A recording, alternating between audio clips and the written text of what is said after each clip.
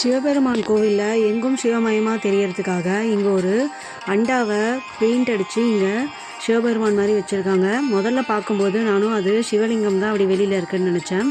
அது கிட்ட போய் பார்க்கும்போது தான் தெரிஞ்சுது அது ஒரு பெரிய அண்டாவில் அந்த மாதிரி பிளாக் கலரில் பெயிண்ட் அடித்து அதுக்கு விபூதி பட்டையெல்லாம் வச்சு அந்த மாதிரி வச்சுருக்காங்க. அது தத்ரூபமாக அப்படியே சிவலிங்கம் மாதிரியே இருந்தது. சொல்லுவாங்க இல்லையா, நம்ம கல்லாக நினச்சி பார்க்கும்போது அது வெறும் கல்லாக தான் தெரியும், அதை கடவுளாக நினைக்கும் போது தான் அது நமக்கு கடவுளாக தெரியும்னு. அந்த மாதிரி அதை பார்க்கும்போது அப்படியே தத்ரூபமாக சிவலிங்கம் மாதிரியே இருந்தது. அது எதுக்காக என்ன பர்பஸ்க்காக அந்த மாதிரி வச்சுருக்காங்கன்னு தெரியல. இருந்தாலும் நமக்கு சிவலிங்க ரூபத்தில் எதை பார்த்தாலும் நம்ம வழிபடணும் இல்லையா, அதனால் அதையும் நம்ம வழிபட்டாச்சு. திருக்கோவிலில் பிரதோஷம், பிரம்மோற்சவம் என எல்லா விழாக்களும் சிறப்பாக கொண்டாடப்படுகின்றன. இந்த கோவிலுக்கு பின்புறத்தில் இக்கோவிலின் பின்னால் கோமலவல்லி தாயார் உடனுரை மணிவண்ண பெருமாள் கோவிலும் உள்ளது.